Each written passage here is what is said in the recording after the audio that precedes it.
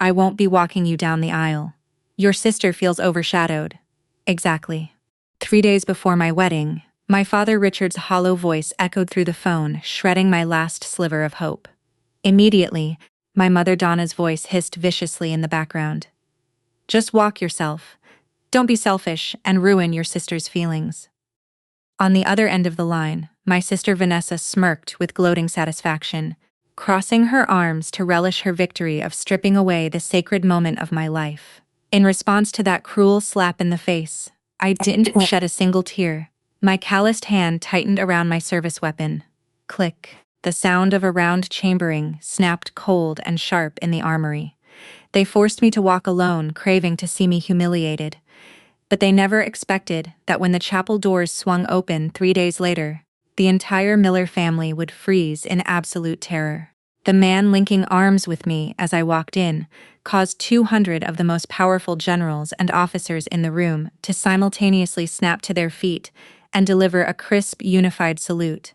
Before I tell you what happened and who that man was, please take a moment to like and subscribe to the channel if my story resonates with you.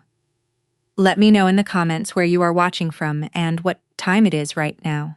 When I was 18 years old clawing through freezing mud in a rainstorm behind my parents' house in Virginia, I had built that obstacle course myself, stolen lumber from the neighborhood construction dumpster, dragged it a quarter-mile through the back field, hammered together plywood walls, and rope climbs in the acre of red clay where the lawn ended, and nobody in my family ever bothered to look. The heavy rain whipped my mud-caked face as I dragged my body over a 6-foot barrier, my biceps shredding, my fingernails splitting against the wet grain of the wood, blood mixed with rain on my forearms. I trained alone every single morning before school. No coach, no spotter, no audience, because no recruiter was going to hand a Miller girl anything, when her family's entire strategy was to pour every resource into the golden child. My grandmother Eleanor had told me something when I was 12. She pressed her calloused hand against my cheek, standing in front of the mantel, where a faded photograph of her late husband in his World War II uniform gathered dust that nobody else in the house bothered to wipe. She said the military doesn't care about your last name, only whether you can pick yourself up when the ground falls out from under you. Nobody else in the family mentioned her after she died. They buried her words along with her casket, but I kept them. I stored them in the same locked compartment where I kept every other thing this family tried to throw away. 10 miles from my mud pit, under the warm golden lights of the Civic Auditorium, Vanessa hoisted a regional public speaking trophy above her perfectly styled blonde hair. My parents sat in the front row, their hands raw from clapping, their faces glowing with the kind of pride I had never seen directed at me. My mother had bought a new silk dress for the occasion. She had driven 40 minutes across the county to watch Vanessa speak into a microphone for 6 minutes about leadership and poise. She couldn't walk 40 steps to the backyard to watch me bleed. I understood the economics. Vanessa was the portfolio investment, polished, photogenic, fluent in the language of fundraisers and cocktail parties and political handshakes. I was the draft my mother kept trying to shred. Every time I entered a room smelling of sweat and iron discipline, my mother's nostrils would flare. She would glance at my father, and they would share that silent rehearsed look that said exactly the same thing every time. Where did we go wrong with this one? My mother was terrified that my roughness, my calloused hands, my refusal to perform femininity on command would contaminate the delicate social image she had spent decades constructing around the Miller name. I was a stain on her blueprint. The day I was commissioned as a second lieutenant, a violent storm raged across the parade ground. I stood at rigid attention in my soaked dress uniform on the wet tarmac, while other families sprinted from their cars with umbrellas and balloons, wrapping their sons and daughters in fierce sobbing embraces. I watched a father lift his commissioned son off the ground in a bear hug so tight the boy's cap fell off. I watched a mother press her lips to her daughter's forehead and whisper something that made the girl's shoulders shake with happy tears. The rain poured down the brim of my cap. I scanned the parking lot. The space reserved for the Miller family was an empty puddle reflecting the gray sky. My Uncle Robert stood in the background shadows near the metal bleachers. I caught his silhouette, hands buried in his coat pockets, shifting his weight from foot to foot, his shoulders hunched against the rain. He was a defense analyst. He had connections on every base in the state. He knew I had just shattered the installation's all-time physical fitness record, a record that had stood for 11 years. He read the internal newsletter. He saw my photograph. But Robert was born with a spine made of wet newspaper and a moral compass that pointed wherever the family wind blew. He stood there 10-eyed away, close enough to shout congratulations, and said nothing. I later learned from a base clerk that Robert had actually arrived early, had watched the entire ceremony from behind the bleachers, had seen the commanding officer pin the gold bar onto my uniform. He saw my hand rise in salute. He saw every other family in that audience surge forward with flowers and cameras and pride, and then he left. He got into his government-issue sedan, drove to the nearest bar off post, and sat alone for 2 hours staring at a beer he barely touched. He told himself he would call me later. He never did. I watched his taillights disappear through the rain. 40 minutes after the ceremony ended, my parents' luxury sedan and finally rolled through the puddles. My father stepped out first, carefully adjusting his spotless dress collar, angling his polished Italian shoes around a mud slick with the precision of a man who had spent his entire military career avoiding anything that could dirty his uniform.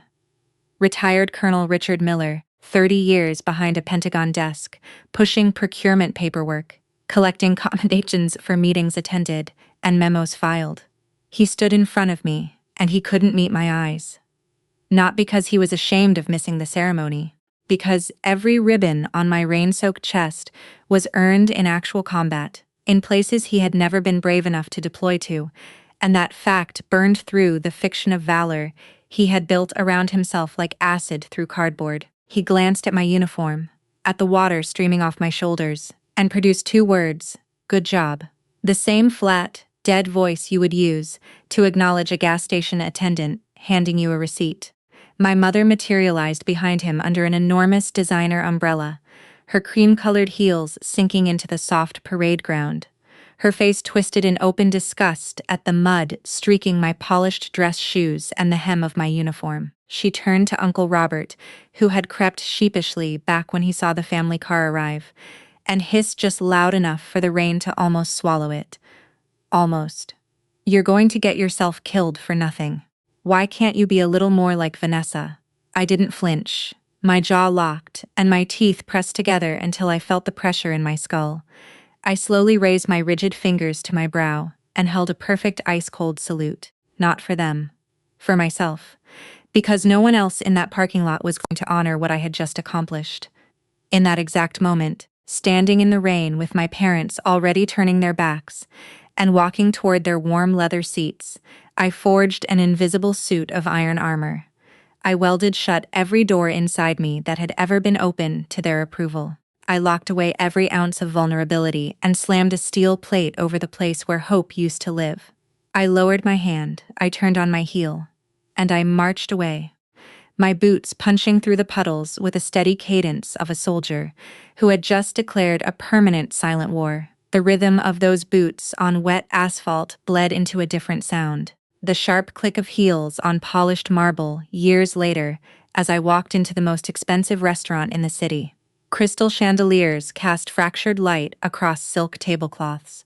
The air was thick with the heavy cloying smell of expensive buttercream, frosting from a 5-tier cake displayed near the entrance. This dinner was supposed to honor my promotion to Special Forces Major. My mother had made the reservation. She had chosen the restaurant.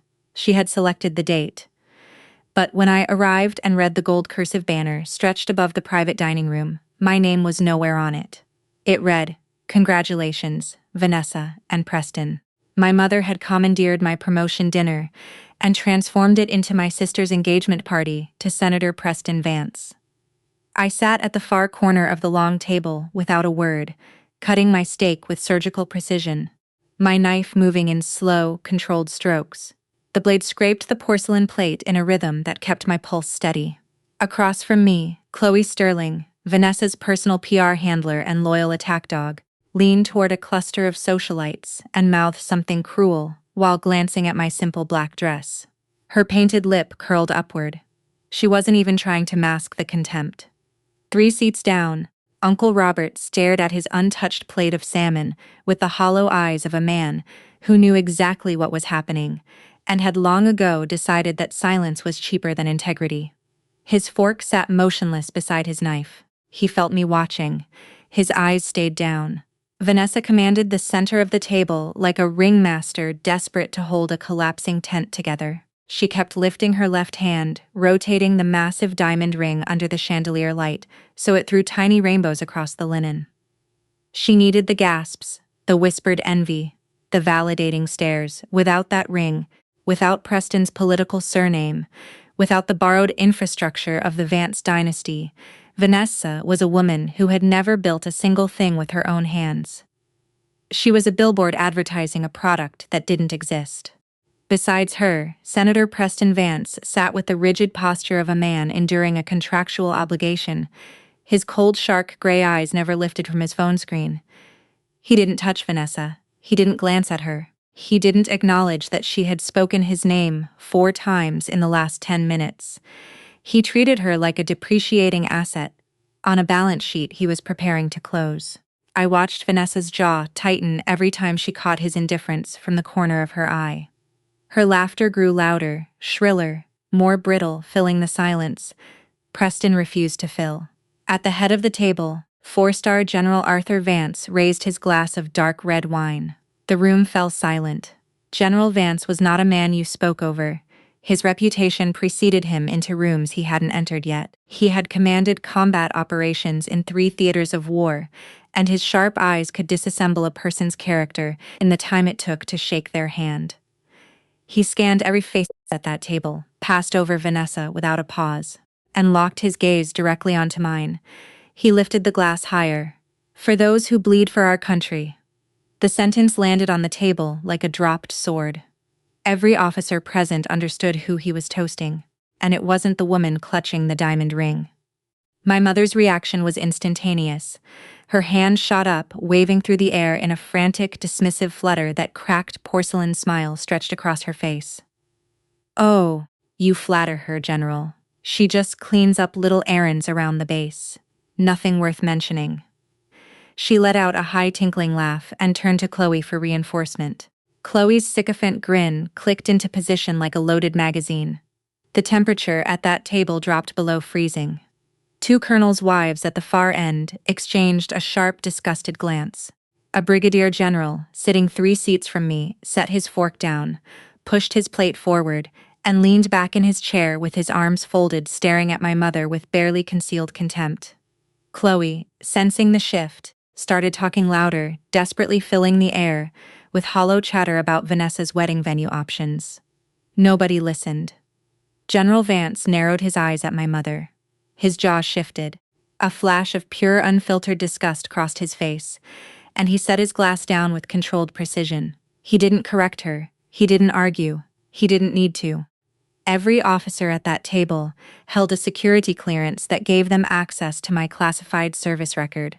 They knew about the firefight in Kandahar. They knew I had dragged 3 bleeding, screaming teammates through a collapsing corridor under sustained enemy fire for 600 meters with a piece of shrapnel lodged in my forearm.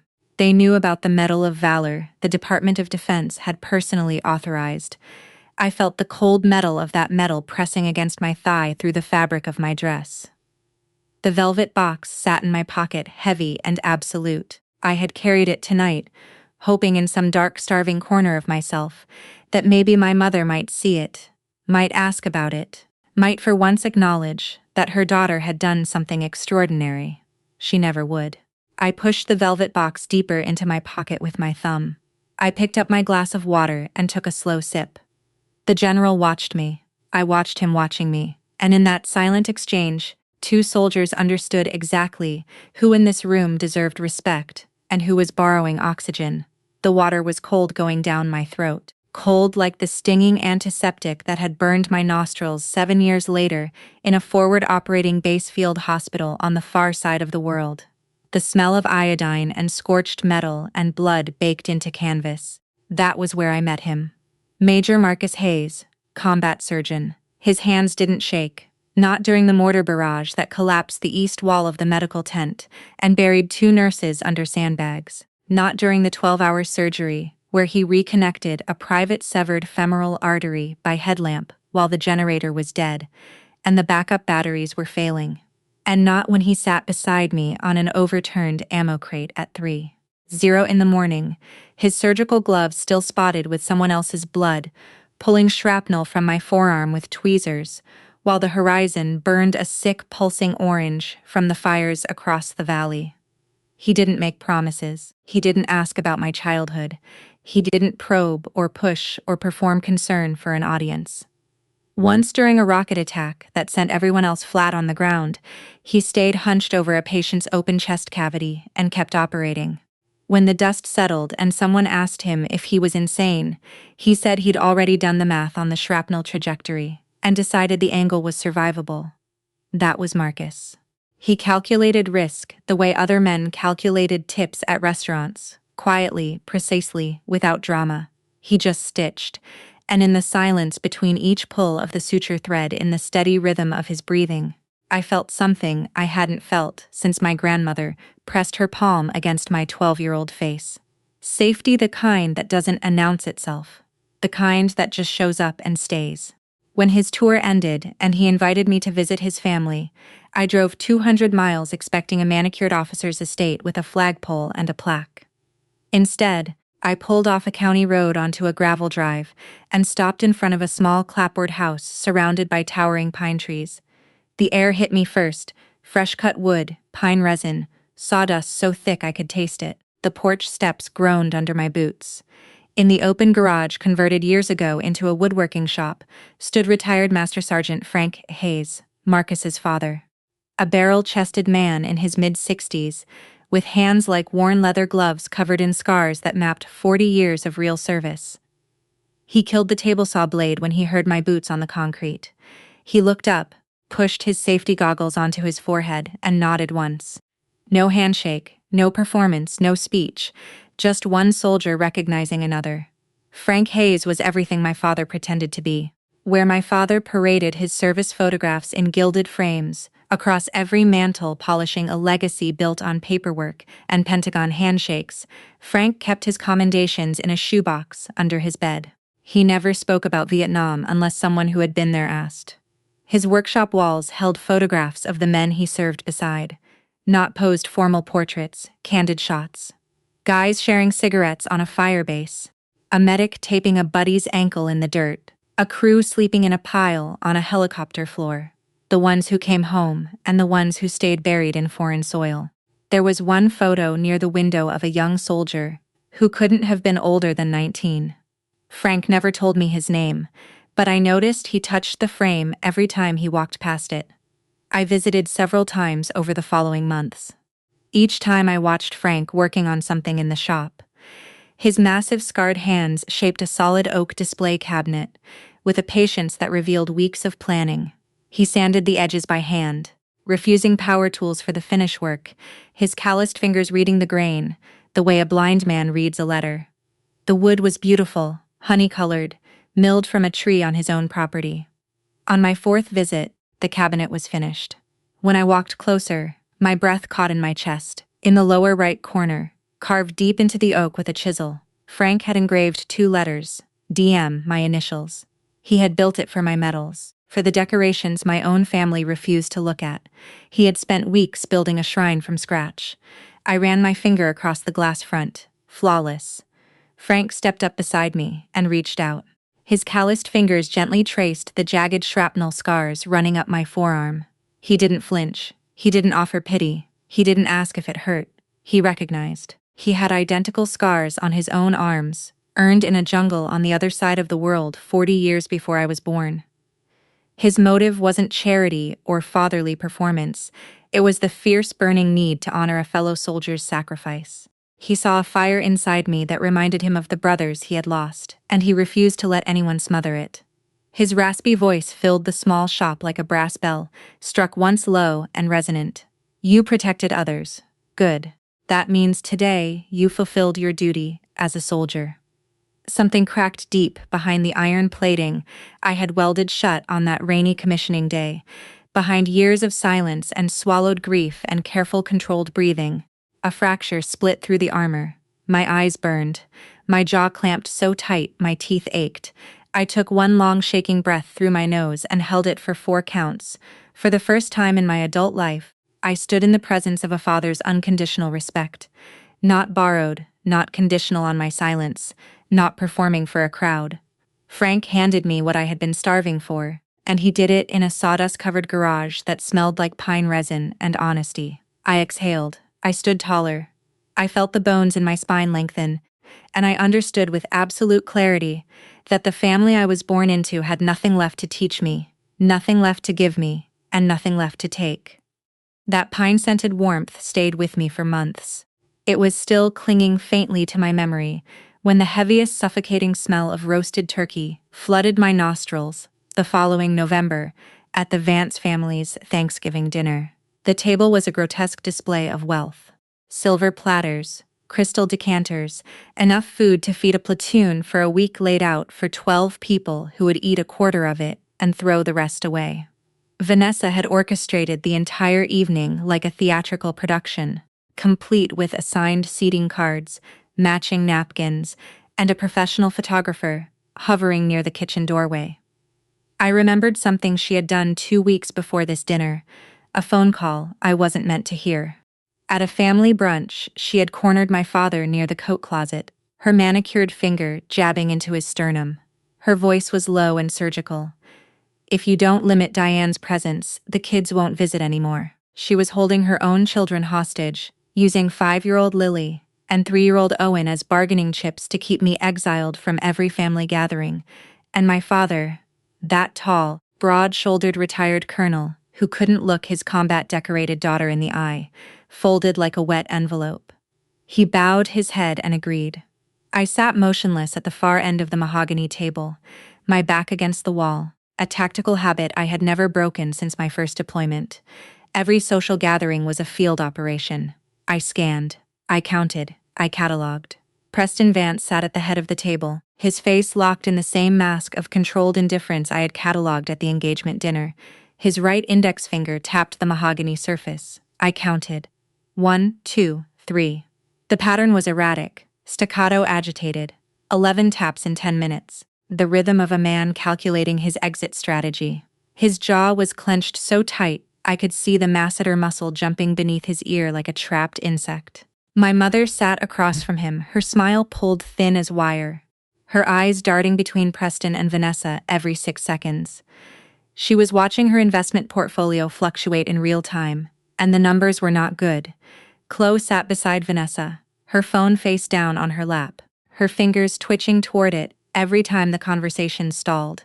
She kept glancing at me, trying to read my expression, looking for ammunition she could package into a whisper campaign. I gave her nothing. My face was a locked vault. Robert sat near the middle of the table, drinking his second glass of wine, before the main course arrived. His gaze fixed on the space between the salt and pepper shakers, as if it contained the answer to why he had wasted his entire life being a spectator. My father sat 2 seats from Preston, occasionally launching into some rehearsed anecdote about his Pentagon years. His voice too loud, his gestures too animated. Preston didn't acknowledge him, not once. My father was performing for a man who categorized hymns somewhere between background noise and furniture. Then the grenade landed. 5-year-old Lily perched on a booster seat next to her mother, her small legs swinging beneath the table, her velvet dress slightly crooked, and her bow tilting sideways, looked up at Vanessa with the clear, unguarded eyes that only children possess. She tugged her mother's sleeve. "Mommy, why is Daddy sleeping in his office lately?" The air left the room. Every fork stopped. Every jaw locked. Chloe Sterling's silver fork slipped from her frozen fingers and clattered against her bone china plate. The sound cracked through the silence like a pistol shot. Chloe's mouth opened and closed twice before she managed to stammer something about late-night legislation, important government deadlines, demanding schedules. The lie was so transparently flimsy it dissolved on contact with oxygen. Preston slowly raised his head from his plate. He turned his eyes to Vanessa, and what I saw in that gaze was not anger, not embarrassment. Gonasnorts.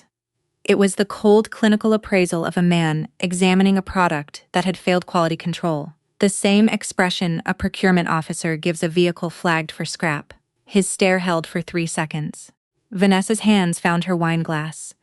They wrapped around the crystal stem, and they were trembling violently. Red wine wobbled at the rim, threatening to spill. Her knuckles whitened. Her painted smile collapsed. She hated me. She had always hated me. Not because I posed any threat to her social empire, because I stood on my own scarred feet while she was a parasite slowly losing her grip on a host who was already reaching for the surgical tools to remove her. I lifted my glass of water. I took one slow, deliberate sip. I set the glass down, and I allowed myself one small, quiet smirk. The enemy fortress was cracking from the inside, and nobody at that table had the tools to repair it. If you have ever had to sit silently while toxic people tried to destroy your peace, hit the like button right now.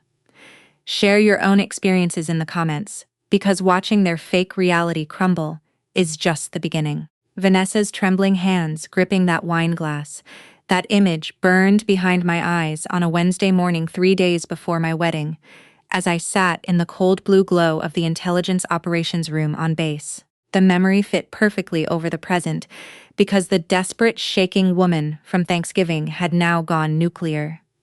Captain Jeanette Collins sat at the terminal beside me, her fingers hammering her keyboard with the controlled intensity of someone diffusing an explosive device, one keystroke at a time. She had intercepted an anonymous audio file circulating through social media back channels, local gossip networks, and 2 minor news blogs. She pressed play. Chloe Sterling's shrill, venomous voice filled the sterile room, unmistakable, dripping with theatrical outrage. Diane Miller was disowned by her military family for poor morals. She's a stain on the Miller name. Jeanette killed the playback and turned to face me. They want to ruin you before the ceremony. She reported, her razor-sharp eyes already mapping the distribution network on her secondary monitor. I sat perfectly still in my chair. 4 counts in, 4 counts out. My breathing didn't change. My face showed nothing. But inside, behind the armor plating, a switch flipped. Not from calm to fear, from defensive to offensive. My spine straightened, my shoulders squared. My eyes narrowed on the waveform displayed on Jeanette's screen. And I read it the way I read any threat assessment. Coldly, completely, without mercy. They wanted to turn my wedding into a smear operation. They wanted to flood the gossip channels with enough poison to make my ceremony a humiliation. They picked the wrong target. I leaned forward and gave Jeanette 3 precise directives. Preserve the original audio with full metadata and timestamps, every node in the distribution chain. Flag every account that amplified or reposted the content. Jeanette's jaw tightened with the controlled anger of a woman who took attacks on her people personally. She pulled up a secondary monitor, cross-referenced the audio file's digital fingerprint, and within 8 minutes had identified the burner account used to seed the initial upload. The account was registered to an IP address traced back to a public relations firm, Chloe's firm. I watched the network map bloom across Jeanette's screen, like a disease spreading through a bloodstream. Each node another person who had chosen to participate in my destruction. Jeanette tagged every single one. She nodded once and turned back to her keyboard. Her fingers were already building the case file before I finished my last sentence. I grabbed my field from the back of the chair and walked out of the operations room into the morning air. My armored Jeep sat in the gravel lot, the olive paint dull under the overcast sky. I climbed in, turned the ignition, and drove straight off base toward Frank Hayes' woodworking shop. The scream of the table saw hit me through the closed door. I pulled the handle and stepped inside. Sawdust hung in the warm yellow light like particles frozen in amber. Frank stood at the bench, feeding a plank of cherry wood through the blade. His safety goggles down, his leather apron dusted white from collar to hem. He sensed me before he saw me. The saw died. The silence flooded in. I didn't soften the delivery. I didn't cushion it with qualifiers or apologies or a trembling voice. I stated the facts the way I would write a field report, clean, sequential, stripped of emotion. My father refused to walk me down the aisle. My mother backed the decision. Vanessa orchestrated it as punishment for existing without her permission. Chloe Sterling was running a coordinated media smear campaign, targeting my military reputation 3 days before the ceremony.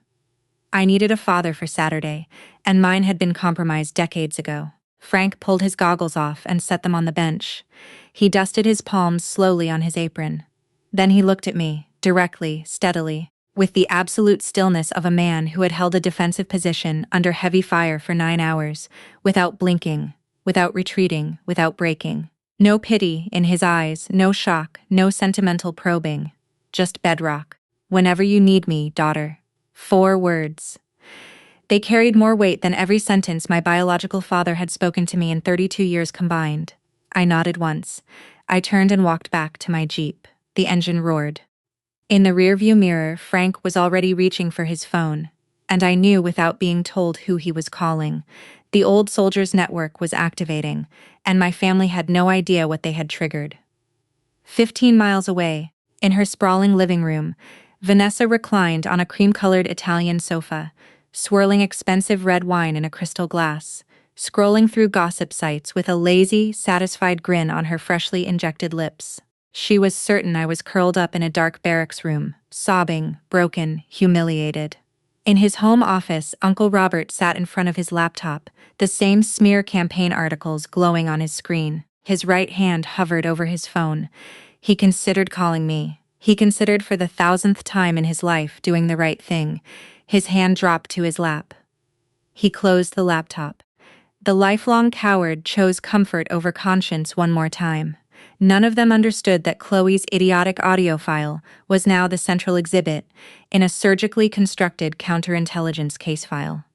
Every time someone shared it, Jeanette tracked the node. Every repost was a fingerprint. The bait was set and the trap was already closing. Darkness blanketed the military base on Thursday night. I sat alone in my office, the desk lamp throwing a tight circle of warm light across stacked mission folders. My grandmother's faded photograph, the one I had carried since I was 12, sat tucked into the corner of my desk blotter. A firm knock landed on the door. Not hesitant, not apologetic. Deliberate, I opened it. Ruth Kellerman stood in the hallway, 68 years old, widow of a 3-star general. She carried the kind of authority that didn't require a uniform or a rank or a raised voice. It lived in the way she held her shoulders, in the way her steel-gray eyes could silence a room of full bird colonels, without a single word. In her hands, she held a yellowed, carefully sealed envelope, with edges browned by decades. "Your grandmother Eleanor asked me to keep this for you," Ruth said softly. She placed the envelope on my desk, turned, and walked back into the hallway without another word. I sat down. The envelope was brittle, the paper almost translucent with age, the seal cracked when I slid my thumb beneath it. Inside, a single sheet of linen stationery folded twice, covered in my grandmother's firm, slanting handwriting. The ink had faded to sepia, but every letter was sharp. I read the entire page. Then I read the last line again, and a third time. "Don't wait for a coward to knight you. Crown yourself, my grandmother, the only person in the Miller bloodline who had ever looked at me and seen a soldier worth fighting for." God snorts, dead for 15 years and still hitting harder than anyone alive. I folded the letter with care and slid it into my tactical clutch beside my military identification and the Medal of Valor. 3 weapons for Saturday. 3 pieces of irrefutable proof that I existed on my own terms. Friday night, the rehearsal dinner was held at the base chapel. Simple, warm, stripped of every trace of the pretense that poisoned every Miller gathering. The long table was filled with brothers and sisters in arms who had bled beside me in places whose names they would never repeat in public. Marcus sat at my right, his steady hand resting on mine under the table. Frank sat at the head, waving his fork to emphasize his point. So the lieutenant yells, "Follow me," and immediately steps into a mud pit up to his neck. We had to fish him out with a tow cable. The entire table gasped between bursts of laughter. Ruth Kellerman raised her glass at the far end and said nothing. She didn't need to. Her presence was the toast. Not a single Miller was there. Chaplain Colonel Thomas Keene, who would officiate the ceremony the next morning, sat near the center of the table. He looked around at the faces of soldiers and their families, at the genuine laughter, and the calloused hands wrapped around glasses, and he leaned over to me. He leaned over to me. "I've done this for 20 years, he said quietly, and I have rarely felt this much honest love concentrated in one room. I nodded. I didn't trust my voice in that moment. Their absence was not a wound. It was a verdict. 15 miles away, at the Miller estate, the walls were vibrating with Vanessa's fury. She paced the living room like a cornered animal, her heels punching divots into the hardwood floor with every turn. Media outlets had picked up the story that the entire Miller family had been excluded from a high-profile military wedding, and the public optics were catastrophic. Vanessa screamed at my parents, her finger stabbing at her phone screen, demanding they attend the chapel Saturday morning to salvage the family's crumbling image. In his dim study, my father sat alone behind a closed door. The desk lamp threw long shadows across the oak-paneled walls. In his shaking hand, he held a photograph of me at 10 years old, swimming inside his oversized dress uniform. My small hand raised in a salute I had practiced in the bathroom mirror for an hour. A single tear slid down his weathered cheek. Not love, not grief. Regret so deep and so delayed it had rotted into self-pity. He knew the truth he could never say out loud. His festering jealousy of my actual combat record, the record that made his desk career look like a clerical error, had cost him his daughter forever. The study door crashed open. My mother stormed in, her face contorted with surgical fury. Her open palm cracked across his cheekbone. Smack. The sound bounced off the paneled walls. "Put away that pathetic trash, Richard. Dry your tears. Vanessa needs us as a backdrop tomorrow," she hissed, her voice dripping with the exact same venom she had used to control this family for 30 years. Every word was a blade, designed to carve away whatever weak sentiment threatened her social strategy. She turned on her heel and marched out, leaving my father pressing the photograph against his stinging face. In the hallway, Uncle Robert stood in the shadows. His right hand gripped a crystal whiskey glass until his knuckles turned white, the amber liquid shaking inside. He heard every word, the slap, the hissing, the whimpering. He pressed his spine against the wall and squeezed his eyes shut, the sickening disgust for his own bloodline churning in his stomach like acid. Saturday morning. Brilliant sunlight pierced the stained glass windows of the chapel, throwing shards of ruby, amber, and cobalt blue across the stone floor. Over 200 guests filled the polished pews, generals, colonels, majors, captains, the true military elite in immaculate dress uniforms, their decorations catching the light. Their spouses sat beside them in quiet, dignified composure. This was power, not the kind you buy at a fundraiser or marry into at a country club, the kind you earn in blood and silence and sacrifice. In the very last row, pressed against the back wall, like stowaways, hiding on a ship they had no right to board, sat the uninvited. My father, his left cheekbone still faintly pink from my mother's slap. My mother, her spine rigid, her brittle smile bolted on like a faceplate. Vanessa, wearing a designer dress that cost more than most enlisted soldiers earn in a month, her eyes scanning the room for cameras. Chloe, gripping her phone with both hands, already composing the spin. And Robert, who sat with his shoulders caved inward, looking like he wanted to dissolve into the wood grain of the pew. They didn't come to bless me.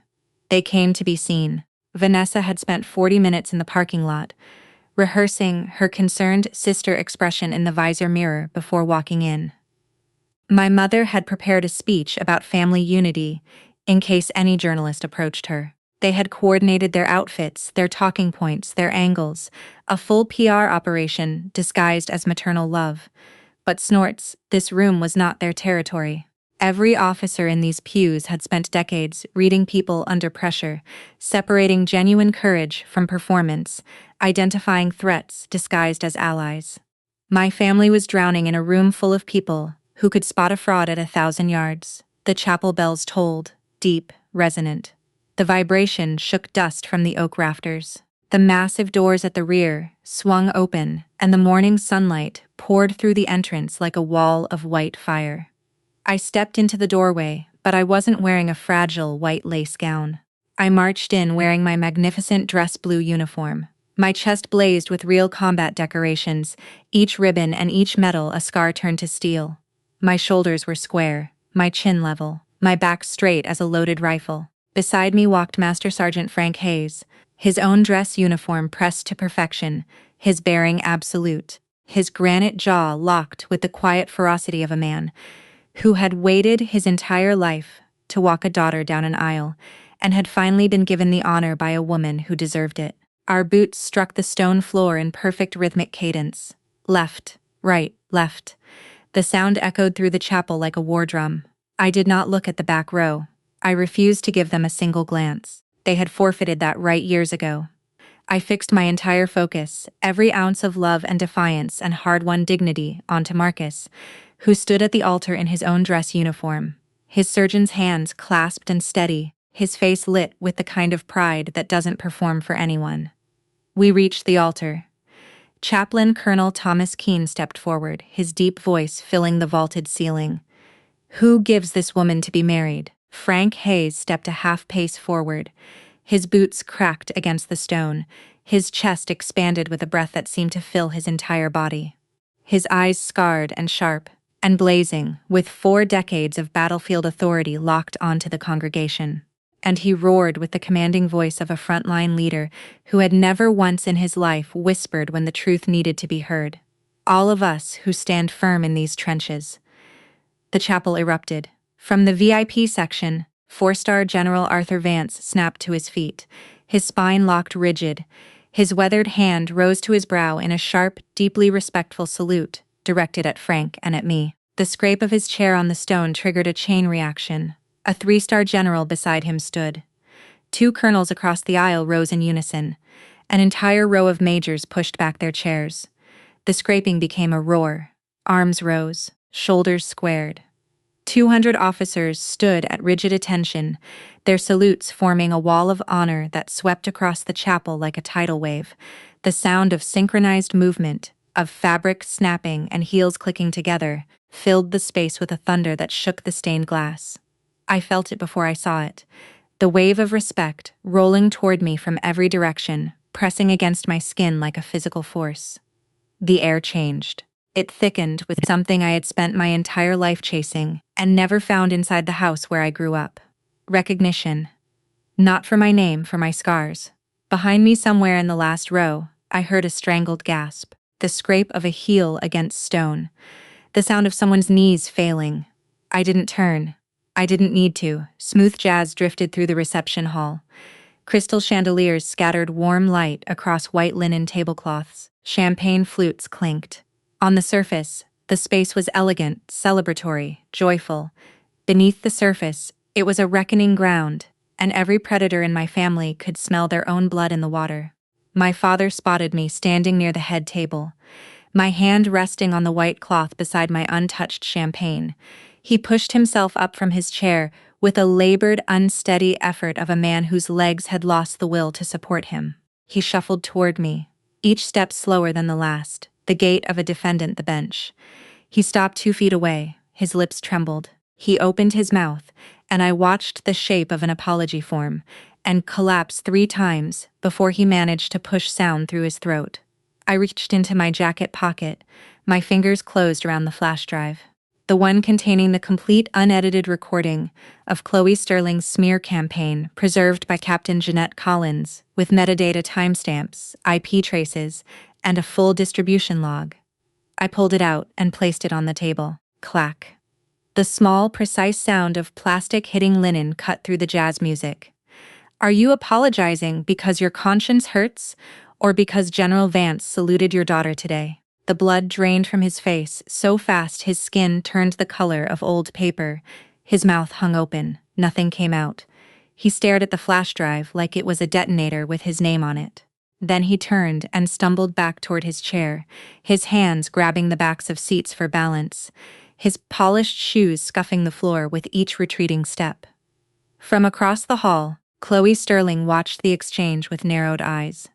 Her jaw tightened. She started to rise, her phone already in her hand, her thumb hovering over the camera icon, ready to spin to retaliate, to launch the next salvo of manufactured outrage. She never got the chance. Captain Jeanette Collins materialized behind Chloe's chair like a shadow detaching from the wall. Jeanette leaned down, her lips an inch from Chloe's ear, and delivered each word with the clinical precision of a surgeon cutting sutures. "Your audio tape is sitting on an FBI desk. Get out before I have the MPs drag you." Chloe's face went through 3 colors in 2 seconds: white, gray, a shade I had previously only seen on field casualties. She exploded from her chair so violently that she caught the edge of the table with her hip and sent an entire tray of red wine glasses crashing to the floor. Crystal shattered. Red wine splattered across the white linen like crime scene evidence. She sprinted for the exit, her heels clicking in frantic off-balance staccato. And she was gone. The double doors swung shut behind her. The sound of her panicked retreat fading into the parking lot. The crash whipped every head in the room, including Vanessa's. She sat frozen at a corner table, her champagne glass hovering an inch from her lips, her knuckles bone white around the crystal stem. She forced a smile as General Arthur Vance walked slowly past her table. She lifted her glass toward him, a desperate attempt at charm, at connection, at damage control. The general stopped. He turned his head and dropped his gaze onto Vanessa, with the gravitational weight of a man who had commanded the destruction of fortified enemy positions without losing a minute of sleep. His voice carried just far enough for every surrounding table to absorb every syllable. "Ms. Miller, my daughter-in-law, you really think your family's power lies in trivial tea parties? No, it lies in the woman dancing over there." He tilted his chin toward the center of the dance floor, where Marcus and I swayed together under the warm chandelier light. My head rested against his chest. His palm pressed flat against my back. His heartbeat was steady, the same steady rhythm I had first heard in a field hospital while the world burned outside. We turned slowly, the music wrapping around us, and in that moment, the rest of the room, the shattered glasses, the fleeing PR directors, the collapsing dynasties, all of it dissolved into background static. We had earned this, every scar, every silence, every night spent stitching each other back together in places where nobody knew our names. The general turned and walked away without waiting for a response. He didn't need one. Vanessa's champagne glass slipped. The liquid splashed across her designer lap. She scrambled up from her chair, her composure finally, completely, permanently destroyed. She stumbled toward the restroom, slamming through the swinging door, and from behind it came the muffled crash of something porcelain shattering against tile. Then another, a third. Her entire psychological empire, built on manipulation and borrowed power, and the systematic destruction of her own sister, had been reduced to rubble. The shockwave hit its final target. At the Miller family table, Uncle Robert sat rigid, his face crimson, his breathing audible from 10 feet away. 30 years. 30 years of swallowed words, 30 years of watching his niece get erased, belittled, weaponized, and discarded while he sat on his cowardly hands and chose the path of least resistance. It all erupted at once, a geyser of delayed conscience and rotting guilt. He stood so violently, his chair toppled backward and crashed against the floor. He seized his crystal wine glass and hurled it against the wall. With the force of 3 decades of suppressed rage, the glass exploded. Red wine streaked down the cream-colored plaster like a wound ripping open. He pointed a shaking finger directly at my mother. His voice cracked through the hall, raw, ragged, and 30 years overdue. "You destroyed this entire family." He turned on his heel and stormed out. The snort's double doors swung shut behind him with a heavy final thud. My father remained in his seat, his head bowed, his hands clasped in his lap, a man whose entire public facade had been stripped away in the span of 20 minutes. He didn't look at my mother. He didn't look at anyone. He sat perfectly still, shrinking into himself like a structure collapsing inward after the load-bearing walls had been demolished. My mother sat in the epicenter of the wreckage, her plastered smile finally dissolved, her face naked and exposed under the gaze of 200 people who now saw her exactly as she had always been.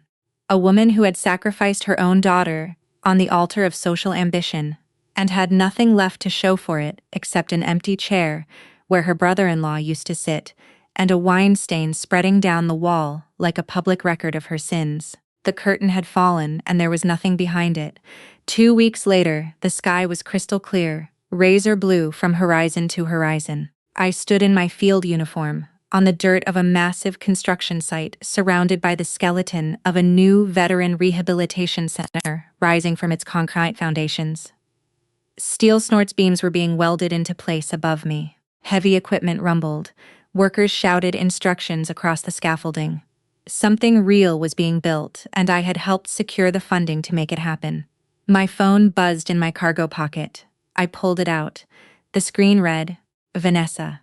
I pressed the green button, one last time. The way you open a door one final time before you weld it shut. Vanessa's voice poured through the speaker like a siren made of shattered glass, sobbing, choking, hyperventilating between words. The sentences tumbled out in a fractured, desperate avalanche. Preston filed for divorce. He leaked everything to the press. I've lost everything, Diane. I have nothing. Preston Vance, the cold-blooded strategist who had treated his own wife like a renewable lease for years, had finally terminated the contract. He leaked the internal details of their fraudulent marriage to 3 national media outlets simultaneously. Financial records, staged photo op schedules, transcripts of arguments his staff had secretly recorded. Even the details of Chloe's smear campaigns, which Preston had apparently known about and tolerated until they became a liability to his own brand. Vanessa's socialite empire, her charity galas, her magazine features, her carefully manufactured public image, all of it was burning in real time. She had lost her host, her status, her identity, and her mind. I listened to her hysterical wailing pour through the speaker. I let it wash over me like wind across a cleared battlefield. No satisfaction, no pity, no gloating. Just the dead calm of a commander standing on secured ground after the last hostile position has been neutralized. Your battlefield. You clean it up. My voice was flat, cold, forged steel laid against stone. I pulled the phone from my ear and ended the call. I held the power button until the screen went black. Then I slid the dead phone into my pocket, picked up my hard hat, and walked toward the site foreman. The cord was cut, permanently. Back at my office desk on base, a freshly delivered envelope sat on my blotter. Thick, expensive paper, no return address. I opened it and pulled out a long, handwritten letter. My father's cramped, unsteady script filled 3 pages. The ink was smeared in spots where tears had fallen onto the paper before it dried. He confessed everything. The jealousy that had eaten him alive for years. The cowardice that kept him chained to my mother's directives. The deep-seated bitterness he felt every time a general praised my name while his own hollow career faded into irrelevance. He begged for forgiveness. He begged for a chance to start over. He begged. I read the letter once. My eyes tracked every smeared word, every pathetic confession, every plea soaked in self-pity dressed up as remorse. My pulse did not change. My hands did not shake. I reached behind my desk and pressed the power button on the paper shredder. The machine hummed to life, a low mechanical purr. Without flinching, without pausing, I fed his tear-soaked letter into the blades. The machine grabbed the paper and pulled it through, ripping it into thin, fragile ribbons that curled and fell into the bin like confetti at a funeral. Nobody attended. I looked up. On the corner of my desk sat the framed photograph of Marcus, Frank, and me, standing in front of Frank's woodworking shop, sawdust on our shoulders, laughing. Besides the frame, propped carefully against the desk lamp, my grandmother Eleanor's letter rested in a clear protective sleeve. Crown yourself. I touched the edge of the frame with my fingertip.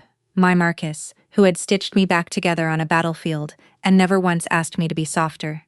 Frank, who had carved my initials into solid oak because he believed my medals deserved a home, even when my own family didn't. Eleanor, whose handwriting still carried more authority than any order my father ever issued from behind his desk. These were the people who chose me. Not because blood obligated them. Not because social strategy demanded it. Because they looked at a scarred, stubborn, unpolished soldier and decided she was worth standing beside. I stood. I pulled on my field jacket, zipped it to the collar, and walked out of the office into the clear afternoon light. The construction site was alive.